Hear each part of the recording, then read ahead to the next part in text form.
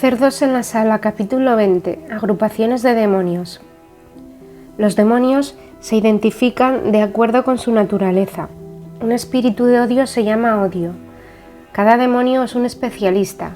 Un demonio de odio no alienta la concupiscencia ni la lujuria, solamente estimula el odio.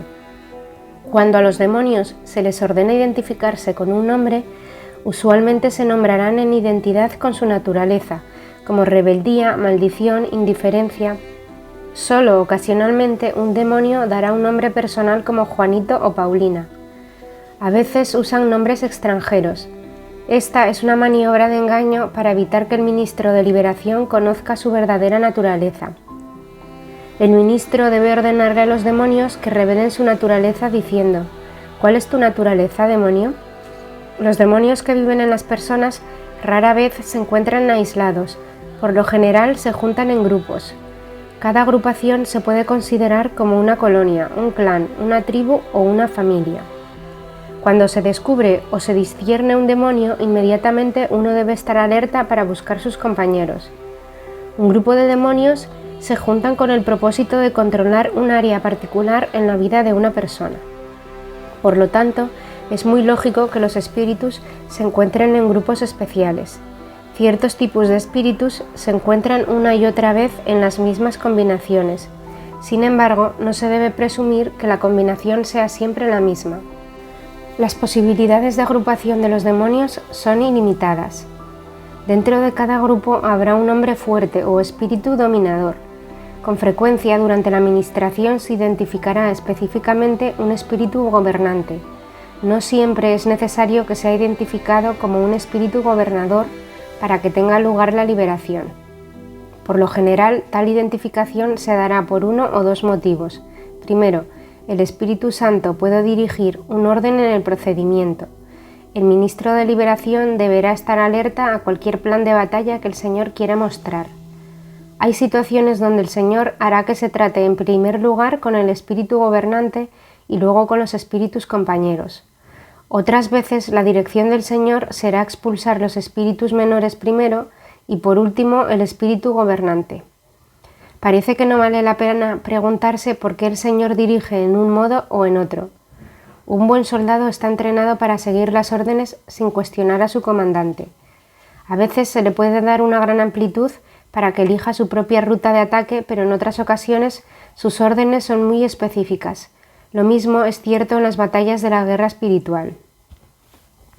Una segunda razón para que los espíritus se deban identificar es por el beneficio de la persona que recibe la liberación. Es muy útil conocer cuál espíritu sea, a fin de estar en guardia especial contra él en el futuro. Algunos espíritus están particularmente ligados o unidos con cuadros de hábitos que se deben cambiar y áreas del hombre carnal que se deben crucificar.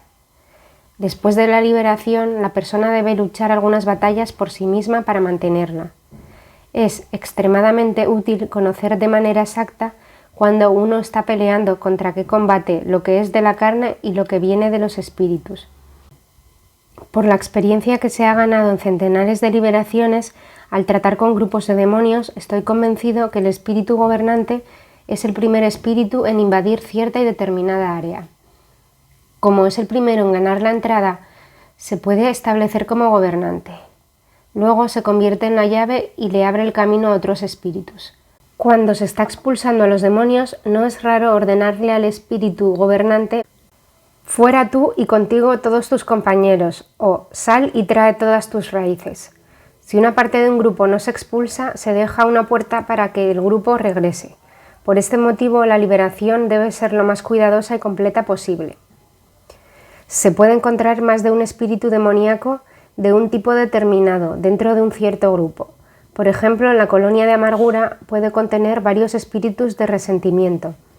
También, un tipo dado de demonio puede estar presente en más de un grupo. Por ejemplo, se puede encontrar un demonio de ira en la colonia de amargura y otro demonio de ira en la colonia de perfección.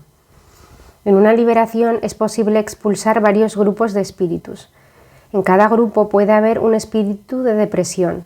Solo mediante la acción del don sobrenatural de discernimiento se puede saber qué se ha tratado con tales combinaciones de espíritus. La siguiente lista de grupos de demonios Representa cuadros que se han comprobado por medio de sesiones verdaderas de liberación. Estas agrupaciones solo sugieren lo que se puede encontrar. La lista de ninguna manera pretende ser exhaustiva, ni supone que las agrupaciones sean invariables. Se da una explicación sobre algunos grupos de la lista para ofrecer alguna profundidad en los problemas causados por un grupo particular de espíritus. Casi todos los grupos se explican por sí solos. Los autores creen que la información que se brinda en este capítulo será de un gran valor práctico para quienes tienen un llamado al ministerio de la liberación. Les ayudará a todos a entender mejor cómo los demonios se agrupan entre sí. Muchos años de estudio y experiencia se han condensado en unas pocas páginas. Agrupaciones comunes de demonios. 1. Abatimiento. Carga, melancolía, opresión, repugnancia, tristeza. 2. Acusación. Crítica, halla faltas, juicio. 3. Adicciones y compulsiones. Alcohol, cafeína, drogas, glotonería, medicamentos, nicotina. 4. Afectación. Comediante, falsificación, hipocresía, pretensión, teatrismo, falta de perdón, homicidio, ira, odio. 5. Amargura. Rabia, represalia, resentimiento, violencia. 6. Autoacusación. Autocondenación. 7. Autoengaño, autoseducción, error, orgullo. 8. Celos. Desconfianza, egoísmo, envidia, sospecha. 9. Codicia. Ambición material, avaricia, cleptomanía, descontento, inconformidad, robo, tacañería. 10. Competencia. Argumentativo, compulsivo, ego, orgullo. 11. Confusión, frustración, incoherencia, olvido. 12. Contienda, altercador, contención, disgusto, pelea. 13. Control, dominio, hechicería, posesión. 14. Culpa, condenación, desconcierto, indignidad, inutilidad, vergüenza. 15. Depresión, ansiedad, derrota, desaliento, desánimo, desesperanza, desespero, despótico, insomnio, morbosidad, muerte, suicidio. 16. Duda, escepticismo, falta de fe, incredulidad. 17. Enfermedad, toda dolencia o enfermedad. 18. Enfermedad mental, alucinaciones, demencia, enajenación, esquizofrenia, locura, manía, paranoia, retardo mental, senilidad.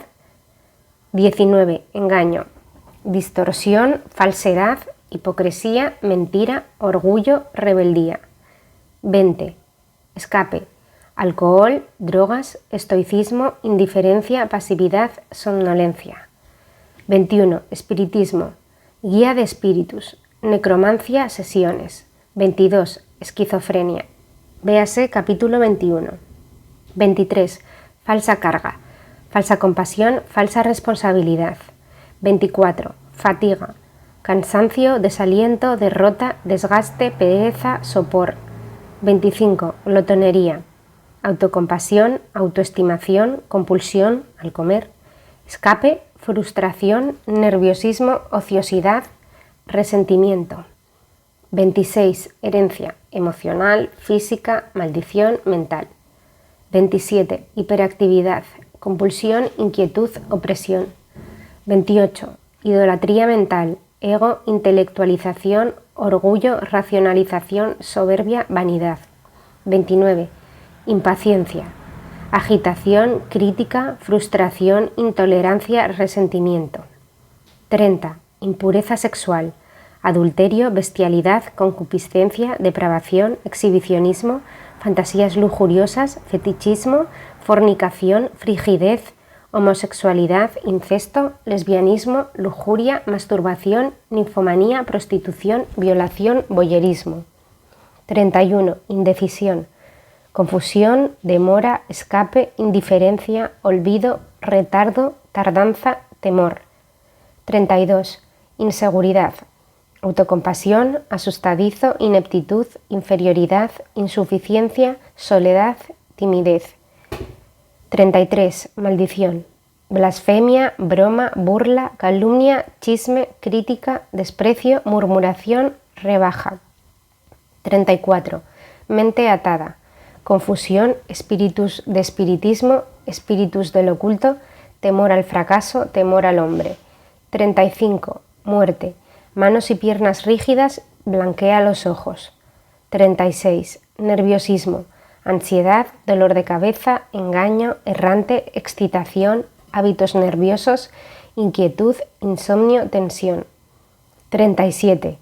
Ocultismo, adivinación, amuletos, análisis de la escritura, astrología, brujería, cartas, conjuros, encantamientos, ensalmos, escritura automática, fetiches, hechizos, hipnosis, horóscopo, levitación, magia blanca o negra, mal de ojo, palma de la mano, péndulo, percepción extrasensorial, riegos, sortilegios, tablita, tarot. 38. Orgullo, altivez, arrogancia, ego, importancia, rectitud, soberbia, vanidad. 39. Paranoia, celos, confrontación, desconfianza, envidia, persecución, sospecha, temores. 40. Pasividad, alelamiento, descuido, indiferencia, letargo, retraimiento. 41. Pena, angustia, congoja, crueldad, llanto, pesadumbre, tristeza. 42. Perfección, crítica, ego, frustración, intolerancia, ira, irritabilidad, orgullo, vanidad. 43. Persecución, injusticia, temor a la condenación, temor al juicio, temor a la reprobación, sensibilidad. 44. Preocupación, ansiedad, aprehensión, miedo, temor. 45. Rebeldía, desobediencia, falta de sumisión, obstinación, testarudez. 46. Rechazo, autorrechazo, soledad, temor al rechazo. 47. Religiones falsas, budismo, confucianismo, hinduismo, islamismo, sintoísmo, taoísmo. 48. Religiosos, errores doctrinales, formalismo, legalismos, obsesión doctrinal, religiosidad, ritualismo, seducción y engaño, temor a Dios, temor a perder la salvación, temor al infierno. 49. Represalia, crueldad, destrucción, hiriente, rencor, sadismo. 50. Retirada, enfurruñante, ensañamiento, fantasía, irrealidad, pretensión.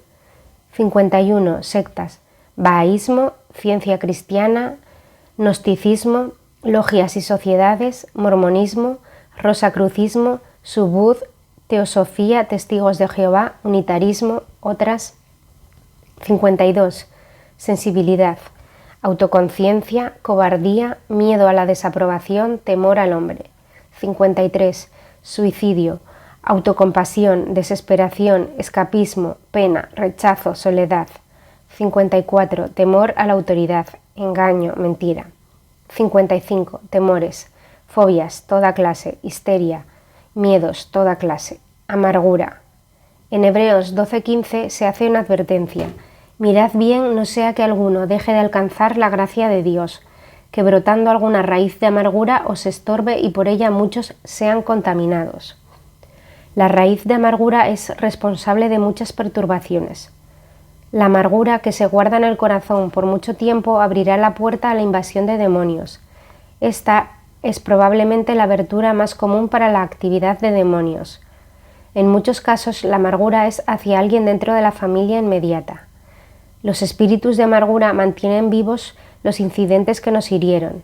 Las cosas que sucedieron hace muchos años aún están frescas y vivas en la memoria como si apenas hubiesen tenido lugar ayer. De esta manera, la persona no solamente rivaliza con los problemas actuales, sino que se enfrenta siempre con una gran carga de heridas en el pasado. El espíritu de falta de perdón mantiene vivos todos esos golpes y los revive de manera constante en la mente de la persona. Así, la herida más trivial nunca se perdona ni se olvida. Donde quiera que se observe una actitud de amargura, se puede esperar la presencia de los espíritus de amargura, de resentimiento y de odio. En algunas ocasiones, esta cadena de espíritus continúa para incluir a otros espíritus o todos los del grupo. Rebeldía. La rebeldía es el espíritu anticristo, de desobediencia y de falta de respeto por la autoridad. Dios ha establecido la autoridad en el hogar, en la Iglesia y en el gobierno civil. Dios mismo es nuestra suprema autoridad. Afirmar la obstinación por encima de cualquier nivel de la autoridad en el orden divino de Dios es agradar a los demonios de la rebeldía. Para mantener esta área liberada se necesita una completa sumisión a toda autoridad constituida por Dios. Control. Los espíritus de control se encuentran en casos como los siguientes. 1. Un padre que muestra un control antinatural sobre un hijo ya crecido. 2. Un marido o una esposa que domina al cónyuge. 3. Un ministro que es un dictador y no un pastor. 4. Un miembro de un grupo de oración que controla al grupo o a otros en el grupo. Los métodos de control pueden incluir falsas visiones o falsas revelaciones, profecías falsas y cosas semejantes. Tal control se compara o se iguala con la hechicería, que busca controlar a otra persona y hacer que haga lo que se quiere, ya sea que se sepa en una forma muy clara o sin saber el empleo del poder de los espíritus del mal. El ministro de liberación también debe estar preparado para ministrar a las víctimas de los espíritus de control. Haga que las personas dominadas renuncien a todo control demoníaco y que declaren su libertad de las ataduras con base en la libertad que Cristo Jesús ganó y en forma firme rechacen cualquier control posterior. Los individuos liberados deben aprender a ejercitar su propia libertad y a tomar sus propias decisiones. Además, pueden necesitar una liberación personal de los espíritus de inseguridad, de inferioridad, de temor. También los espíritus de condenación pueden procurar persuadirlos que están hiriendo a las otras personas con quienes han tenido esa unión tan cercana. Quizás necesiten ayuda para que les sea posible separar a la persona de los demonios en la persona. Cuando esto se cumple, pueden amar a la persona pero odiar a los demonios que buscaban controlarlos. Represalia. Este grupo, por lo general, tiene su raíz en la amargura. Estos espíritus procuran devolver mal por mal. Una manifestación interesante se observó cuando se liberaba a un grupo de niños de este tipo de espíritu. Mientras un padre sostenía al niño durante la liberación, vimos al niño que pellizcaba, mordía o golpeaba al padre. La disposición del niño cambió instantáneamente una vez que los espíritus salieron. En los adultos es más probable encontrar represalias mediante palabras o actos rencorosos. Rechazo. La puerta para el espíritu de rechazo se abre más frecuentemente durante la niñez o cuando el niño aún está en el vientre de la madre. Si un niño no es deseado, el feto queda abierto para la entrada de un demonio de rechazo. Encuentro que para algunas personas esta idea puede ser desde ofensiva hasta repugnante. Piensan que es terriblemente injusto que tal cosa sea posible. Sin embargo, debemos recordar que el diablo no es un caballero y que no se rige por las reglas del deportista limpio. En cambio, es extremadamente maligno y perverso, y no vacila ni por un instante en aprovechar una situación que estimule sus propósitos malvados. Satanás goza y se deleita si haya un talón de Aquiles para su objetivo, y elige los momentos más débiles en la vida para atacar. ¿Y cuándo está una persona más indefensa? Antes de nacer y durante la infancia. La Biblia dice de Juan el Bautista que antes de nacer fue lleno del Espíritu Santo, cuando estaba en el vientre de la madre. Lucas 1:15. Así como el Espíritu Santo entró en Juan el Bautista antes del nacimiento, no podemos dudar de la capacidad de un espíritu demoníaco para entrar en una criatura antes de que nazca. Una madre soltera vino a verme para buscar consejería y ayuda. A causa de las circunstancias de la concepción de su hijo, admitió que no deseaba el bebé y que había pensado en el aborto. En el momento de ministrarle estaba en el 8º mes de embarazo. Varios demonios se expulsaron del feto, incluyendo el espíritu de rechazo. A medida que se echaban estos espíritus, la madre tuvo dolores agudos en el área del vientre. Estos dolores desaparecieron por completo cuando los demonios salieron por su boca. El ministro de liberación hará muy bien en averiguar a todos los que buscan liberación. Es una cosa extremadamente común y con frecuencia muy fuerte. Casi todos los niños que han sido adoptados tendrán espíritu de rechazo. Las mismas circunstancias que llevaron a la adopción del niño han provisto una puerta para que los espíritus de rechazo tengan entrada. El rechazo usualmente se convierte en un monstruo de 3 cabezas. Además del espíritu básico de rechazo, puede haber un espíritu de temor al rechazo y un espíritu de autorrechazo. La presencia de estos demonios se demuestra con rapidez por la incapacidad del individuo para recibir amor o para darle amor a otros. Como ha sido rechazado, teme las relaciones cercanas que podrían causarle posteriormente una herida mayor. Teme aceptar el amor de otros y se mantiene a distancia. Así se ha abierto la vía para el temor al rechazo. El autorrechazo se agrega a este tormento. La persona que se siente rechazada decidirá que hay algo malo dentro de sí que hace que los otros no gusten de ella. Vuelve sus pensamientos a su interior, se hace introvertida y comienza a odiarse a sí misma por lo que es. Esto es el autorrechazo. Indecisión. Estos son espíritus en la mente y son bastante comunes. Una persona normal debe ser capaz de pesar los diversos factores de los hechos y llegar a una decisión, pero estos espíritus pueden atormentarla y hacer muy difícil la decisión más pequeña. Toda decisión se convierte en una crisis enorme. Cuando el sujeto no puede resolver algo, entonces pospone la determinación. La indecisión lleva así a la dilación o a la demora. Entre más considera o pesa un tema, hay más confusión. En su desesperación o frustración aplaza la decisión y habitualmente elige lo que no es lo mejor. También puede escapar a la responsabilidad de tomar una decisión por medio del olvido. En algunos casos, la dilación o la demora anteceden a la indecisión y pueden ser los espíritus directores. La guía para un espíritu de dilación en un niño se encuentra cuando se le oye decir a menudo «en un momento» o «en un minuto» o «ya voy». Por ejemplo, una madre le ordena a su hijo limpiar su habitación. El niño responde «en un minuto, ya voy, mamá». En verdad, desea obedecer, pero el espíritu de olvido toma su mente y cuando se le recuerda explicará «oh, lo olvidé». Su mamá entonces debe ejercer la autoridad. Cuando tal situación se sucede repetidamente, el niño se vuelve rebelde y terco. Autoengaño.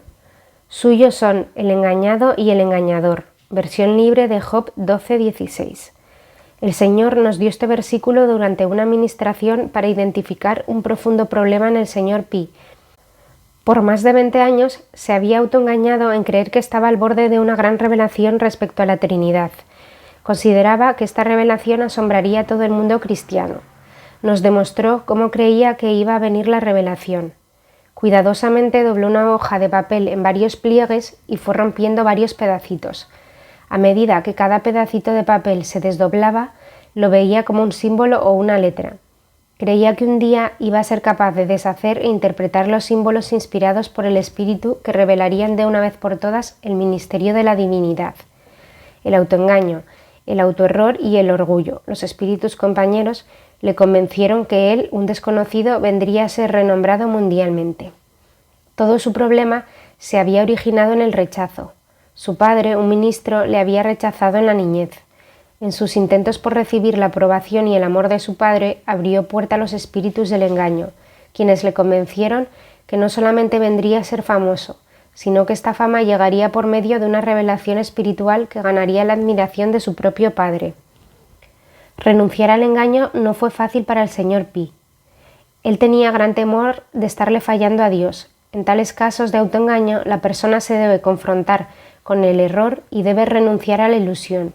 Cuando una persona deja de estar de acuerdo con las mentiras de los demonios, puede mantener su liberación. Perfección. Hay un lugar para la organización, para el orden y para un trabajo bien hecho. El demonio de la perfección hace una atadura de todos estos atributos. Por ejemplo, una persona ha planeado su día, ha decidido lo que hará y como todo se ajustará a un esquema determinado.